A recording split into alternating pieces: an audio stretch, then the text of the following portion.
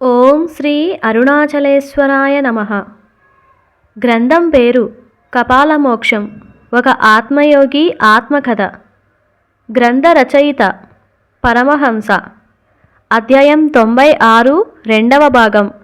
నేను పొందిన ధ్యాన అనుభవ జ్ఞాన సత్యాలు. 51.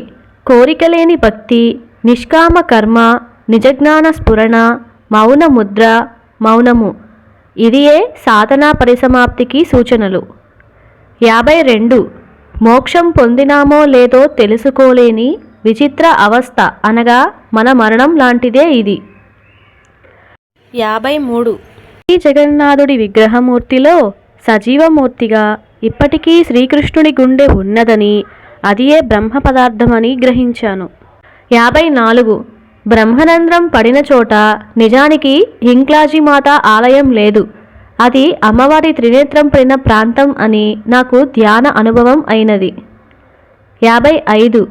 అమ్మవారి కన్ను పడిన చోట జోగులాంబ లేదు, అక్కడ నిజానికి అమ్మవారి బ్రహ్మరంధ్రం పడిన చోటు అని నాకు ధ్యాన అనుభవం అయ్యింది. 56. బాలగా శ్రీశైల అమ్మవారు, మధుర మీనాక్షి దేవిగాను, త్రిపురగా కంచి కామాక్షిగాను, సుందరిగా కాశీ విశాలాక్షిగాను, దేవిగాను జోగులాంబ ఉన్నట్లుగా నాకు ధ్యాన అనుభవం అయ్యింది. మన శరీరంలో పంచ శరీరాల సాధన, 13 చక్రాల యోగ చక్రాల విభేదనం సాధన ఉన్నదని గ్రహించాను. 58. పళని క్షేత్రంలో 12 సంవత్సరముల బాలుడి రూపంలో సజీవమూర్తిగా కుమారస్వామి అంశ సంచారం చేస్తున్నది. 59. శాశ్వత మరణమును ఇచ్చే క్షేత్రమే కాశీక్షేత్రం, ఎందుకంటే జననాలు ఇచ్చే గండకీ నది, అలాగే మరణాలు ఇచ్చే గంగా నది ఈ క్షేత్రంలోనే కలుస్తాయి. 60. కాశీక్షేత్రంలోని మణికర్ణికా ఘాట్ యందు పరమేశ్వరుడు అలాగే పరమేశ్వరి, గణపతి, కాలభైరవుడు కలిసి తారకరామ మంత్రోపదేశం చేయటం సత్య అనుభవం అయినది. 61. కైలాస పర్వతము, ఉజ్జయిని క్షేత్రము, రామేశ్వరము, బద్రీనాథ్, ఈ 4 క్షేత్రాలు పునఃజ్ఞానము, పునర్జన్మ, పునఃకర్మ, పునఃకోరిక అనే మాయలు ఇస్తాయి. పైగా ఇవి దైవం నిర్మిత పిరమిడ్లు కావటం వలన సాధకుడి సాధనాశక్తిని తమలోనికి తీసుకుంటాయని ధ్యాన అనుభవం అయ్యింది. 62. మన మనస్సు కూడా చిదంబర క్షేత్రంలోని నటరాజమూర్తి నాట్యములాగా ఊగిసలాడుతూనే ఉంటుంది అని, ఇలా కాకుండా అరుణాచల దక్షిణామూర్తిలాగా మౌన దీక్షతో నిశ్చల స్థితి పొందితే అదియే మోక్షప్రదమని గ్రహించాను. 63. పిండ ప్రదాన కార్యక్రమమును విష్ణుగయ్యనందు, బ్రహ్మకపాలమునందు, ప్రయాగ క్షేత్రమునందు మాత్రమే చేయాలి. ఆత్మపిండ ప్రదానం అయితే బ్రహ్మకపాలం నందు చేయాలని, కాశీక్షేత్రంలో ఎట్టి పిండ ప్రదానం చేసినను ఉపయోగం ఉండదని, ఎందుకంటే ఇది అవిముక్త క్షేత్రమని, పునర్జన్మలేని స్థితిని ఇచ్చేదని నాకు జ్ఞానస్ఫురణ అయినది. 64. మనలో కుండలినీ శక్తి జాగృతి అంటే మన స్వప్న ప్రపంచ సూక్ష్మ శరీరయానానికి అర్హత యోగ్యత లభించినట్లే అన్నమాట. 65. ప్రాపంచిక విషయాలు దాటిన వారే నిజ అవధూతలన్నమాట. 66. ప్రతి దానిలో ఏది మంచో ఏది చెడో తెలుసుకునే వివేక జ్ఞానబుద్ధి గల ప్రతివారు కూడా నిజ పరమహంసలే అన్నమాట. 67. నిజ యోగ సాధన అంతా సాధకుడికి యోగనిద్రా స్థితిలోనే జరుగుతుంది. ఇందులో వివిధ రకాల స్వప్న అవస్థల స్థితులను తన ధ్యాన అనుభవ దృశ్యాలుగా చూడగలిగి తట్టుకోగలిగితే నిజ యోగ సాధన అభివృద్ధి జరుగుతుందని గ్రహించండి. 68. నిద్ర మరియు మెలకువ మధ్య కలిగే స్థితిని యోగ నిద్రా స్థితి అంటారు. దీనిని తంద్రావస్థ అని అంటారని శాస్త్రవచనం. 69. సాధకుడికి తాను సాధనలో ఎక్కడ మాయలో పడి జారిపోతాడనే భయం ఉంటుంది. దీనిని సాధకుడు అధిగమించాలని తెలుసుకోండి. శాస్త్రవచనం ప్రకారం మన కుండలినీ శక్తి కాస్త మణిపూరకం లేదా అనాహత చక్రం వచ్చేదాకా శక్తి ప్రవాహ అనుభవాలు పొందితే ఆ సాధకుడి యొక్క కుండలిని శక్తి జాగృతి క్రిందకి జారదని గ్రహించండి. 70 ప్రారంభంలో దైవ మంత్రాలు, దైవ ఆరాధనలు, దైవ విగ్రహారాధనలు, గురువు ఆరాధనలు మాత్రమే ఉపయోగపడతాయి. అటుపై గుడులు, క్షేత్రాలు, మంత్రాలు, విగ్రహారాధన, గురు ఆరాధన, ఆధ్యాత్మిక గ్రంథాలు ఇవి అన్నీ కూడా సాధనకి అడ్డుగా, బంధంగా, మాయగా ఉంటాయని గ్రహించండి. విగ్రహారాధన నుండి విశ్వారాధనకి సాధకుడు చేరుకుంటేనే సాధన ఉన్నత స్థితికి చేరుకోవటం జరుగుతుంది. ఎప్పుడైతే మీరు గుడికి వెళ్ళటం, క్షేత్రాలకి వెళ్ళటం, విగ్రహాలను పూజించడం, గురుధ్యానం చేయటం, మంత్రజపాలు చేయటం ఆపివేయడం మొదలు పెడతారో ఆనాటి నుండి మీ యోగ సాధన పురోభివృద్ధి వైపుకి వెళ్తుందన్నమాట. అనగా నీ దేహమే దేవాలయం అవుతుందన్నమాట. నీ ఆత్మయే ఆత్మదైవం అవుతుంది. మీ ఆత్మయే ఆత్మగురువై గురుదేవుడు అవుతుంది. 71 ఆడేవాడు ఆడించేవాడు ఒక్కటే అని జ్ఞానం పొందటమే నిజజ్ఞానం. 72 కనిపించే విశ్వమంతా అద్దంలో ప్రతిబింబం అయితే కనిపించనిది అంతా కూడా అద్దం లాంటిది. 73 ఈ విశ్వంలో యోగశాస్త్రం ప్రకారం ప్రతి 600 సంవత్సరాలకు ఒకసారి మూల ప్రకృతి తన నిజ బ్రహ్మజ్ఞాన స్థితిని లోకానికి అందచేస్తుంది. దీనిని అందుకున్నవాడు మోక్షగామి అవుతాడు. తద్వారా తనకున్న వివిధ కోట్ల జన్మల యొక్క ప్రారబ్ధ కర్మలను నివారణ చేసుకొని, కర్మశేషం లేకుండా చేసుకొని, కర్మరహితుడై జన్మ పునర్జన్మ లేని స్థితిని పొందే యోగకాలమని గ్రహించండి. ఇది 1419 సంవత్సరంతో మొదలై 2019 సంవత్సరం జూలై 16 చంద్రగ్రహణం గురు పౌర్ణమి దాకా ఉంటుందని నా మనోదృష్టికి వచ్చింది. ఈ మధ్యకాలంలోనే బ్రహ్మజ్ఞాన అనుభూతిని పొందటం జరుగుతున్నది. ఈ 2019 సంవత్సరంలోనే ప్రతి 40 సంవత్సరములకు బయటకు వచ్చే కంచి అత్తి వరదరాజస్వామి విగ్రహమూర్తి రావటం, ప్రతి 150 సంవత్సరాలకు ఒకసారి గురు పౌర్ణమి రోజున చంద్రగ్రహణం రావటం జరిగింది. 74 సాధకుడు తన స్వప్న సాధనలో దేనికి భయపడకుండా, దేనికి ఆశపడకుండా, దేనికి స్పందించకుండా, దేనిని సంకల్పించకుండా, దేనికి ఆనందపడకుండా, దేనిని ఆలోచించకుండా తన యోగనిద్రా స్థితిలో తను చూసే ధ్యాన దృశ్యాలను కేవలం మౌనంగా, సాక్షిభూతంగా, నిర్లిప్తతా భావంతో, శ్మశాన వైరాగ్యంతో చూడగలిగి తట్టుకోగలిగిన నాడే దశ ఇంద్రియాలు జయించిన జితేంద్రియుడవుతాడన్నమాట.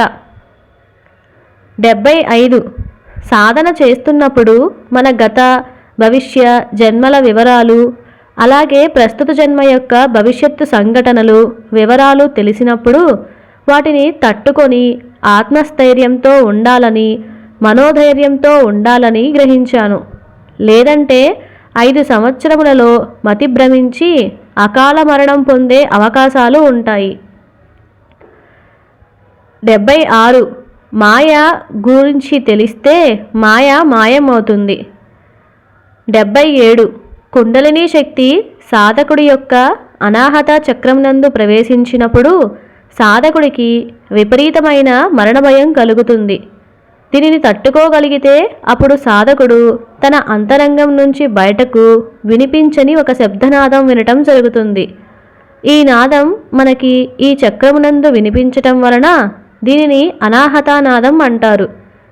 ఈ నాదం వినగలిగితే సాధకుడికి అన్ని చక్రాలయందు సూక్ష్మాతి సూక్ష్మ శబ్దనాదములు అయిన భ్రమరీనాదం, వేణునాదం, వేణునాదం, కంచునాదం, ఘంటానాదం, దీర్ఘ ఘంటానాదం, నీటి సవ్వడి, గజ్జలనాదం, గాలి సవ్వడి, వీణానాదం, ఓంకారనాదం, శృంగనాదం, శంకునాదం, డమరుకనాదం ఇలా పలు రకాల నాదాలను సాధకుడు తన యోగనిద్రలో వినగలుగుతాడు. 78 ఒక సాధారణ వ్యక్తి తన గురించిన అజ్ఞానముతో ఉంటే సాధకుడు తన గురించి జ్ఞానముతో ఉండుట జరుగుతుందని గ్రహించాను. 79. సాధకుడి జీవితం నిరంతరం అగ్ని పరీక్షకు గురి అవుతూనే ఉంటుంది. కత్తి మీద సాము లాంటిది, పులి మీద స్వారీ లాంటిది.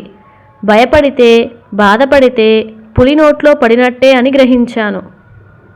80. సాధకుడిలో కుండలినీ శక్తి ప్రవాహం ప్రతి క్షణం, ప్రతిరోజు ఏదో ఒక చక్రం నుండి కదలికలు ఆరంభమవుతాయి. దీనికి వరుస క్రమం, సమయపాలన, పరిస్థితులతో సంబంధం లేదు. ఎప్పుడు వస్తుందో, ఎప్పుడు పోతుందో, ఏ విధంగా శాంతపడుతుందో కుండలినీ శక్తి అధిదేవత అయిన ఆదిపరాశక్తికే తెలియాలి అని గ్రహించాను. 81. ధ్యానంలో అందరికీ అంతరాయం అనేది కలుగుతుంది. ఇది కూడా ప్రారబ్ధ కర్మగానే, అంటే గత జన్మల కర్మవాసన అని భావించండి. మీరు ఈ అంతరాయం కలిగించకుండా ఎన్ని జాగ్రత్తలు తీసుకున్నా కూడా అంతరాయం ఏదో ఒక రకంగా మీరు ఊహించని విధంగా జరుగుతుందని గ్రహించండి. ఇది సహజ సిద్ధమైన ప్రక్రియగా భావించి దానిని ప్రతిఘటించకుండా ఆ అంతరాయం తొలగించుకోండి. ధ్యానం కొనసాగించండి. 82. జరిగేది జరుగుతూనే ఉంటుంది, జరగనిది ఎన్నటికీ జరగదని గ్రహించండి. 83. బ్రహ్మరంధ్రం వద్ద అగుపించే కృష్ణచక్రం, కృష్ణబిలం అనేది మరొక గ్రహలోకమునకు అనుసంధానమై ఉంటుందని గ్రహించాను. అనగా కృష్ణబిలాలు అన్నీ కూడా ఒకదానితో మరొకటి అనుసంధానమై వేరే గ్రహలోకమునకు నాంది అవుతాయి. 84. సంపూర్ణ మోక్షం అనేది లేదు. కేవలం స్థూల, సూక్ష్మ, కారణ, సంకల్ప, ఆకాశ శరీరాల కపాల మోక్షం ఉన్నాయని గ్రహించాను. సాధకుడు ఈ లోకము నుంచి స్థూల శరీర కపాల మోక్షం పొంది వేరే లోకమునకు, వేరే శరీరంలోనికి చేరుకుంటాడు అని గ్రహించాను. 85. యోగ సాధనను ఎవరూ కూడా 100% సంపూర్తిగా చెయ్యలేరని, కేవలం 99.99% మాత్రమే చేస్తారు అని, మిగిలిన 0.01% బలహీనత అనే లక్షణములకు బలి అవుతారు అని గ్రహించాను. అంతెందుకు, మనం వాడే కంప్యూటర్లో యాక్యురేట్గా కూడా 99.99% అని చెబుతారు కదా, అలాగే సాధన కూడా అన్నమాట. 86. సాధన చేస్తే ఈ భూలోకం నుంచి, పునర్జన్మల నుంచి కర్మ, జన్మ రాహిత్య స్థితిని పొంది వేరే లోక గ్రహవాసిగా మారటం జరుగుతుంది. లేదంటే ఈ భూలోకమునందు భౌతిక మరణాలు, జన్మలు ఎత్తుతూనే ఉంటారని గ్రహించాను. 87. శ్రీశైల క్షేత్రమునందు బాలా త్రిపుర సుందరి రూపాలతో అమ్మవారి నిజరూప దర్శనాలు కలుగుతాయి. 88. కాశీక్షేత్రమునందు సజీవమూర్తిగా హనుమంతుని దర్శనం, అలాగే హిమాలయాల యందు యతీశ్వరుడి రూపంలో ఈయన సంచారం చేస్తూ ఉంటారు. 89. కాశీక్షేత్రమునందు శ్రీ త్రైలింగ స్వామివారి సూక్ష్మ శరీర దర్శనం అవుతుంది. 90. కాలారాం అనే తాంత్రిక అఘోర సిద్ధుడు తన కాశీక్షేత్ర సమాధి యందు సజీవంగా ఉండి ధ్యాన తపస్సులో కనపడతారు. 91. దత్తగురువులలో ఒకరైన మాణిక్య ప్రభువు, నరసింహ సరస్వతి స్వామి మూర్తుల నిజరూప దర్శనం ఈ క్షేత్రాల యందు ఇప్పటికీ మనకి కనపడతాయి. 92. కాశీక్షేత్రంలో మరణం పొందిన మనకి కేవలం స్థూల శరీర కపాల మోక్షం కలుగుతుంది, సంపూర్ణ కపాల మోక్షం లభించదు. 93. కాశీక్షేత్రమునందు మణికర్ణికా ఘాటి యందు నిజంగానే కాశీ విశ్వనాథుడు కాస్త తారకరామ మంత్రోపదేశం చేస్తున్న ధ్యాన అనుభవం పొందటం జరిగింది. 94. పంచ సాధనా శరీరాలతో పంచకర్మల నివారణ భూలోక, గ్రహలోకాలు, కారణాలోకాలు, ఇష్టలోకాలు, కారణ బ్రహ్మలోకమునందు ఉన్న సమస్త కర్మలు నివారణ అయితే గాని సంపూర్ణ మోక్షం రాదు అని గ్రహించాను. 95.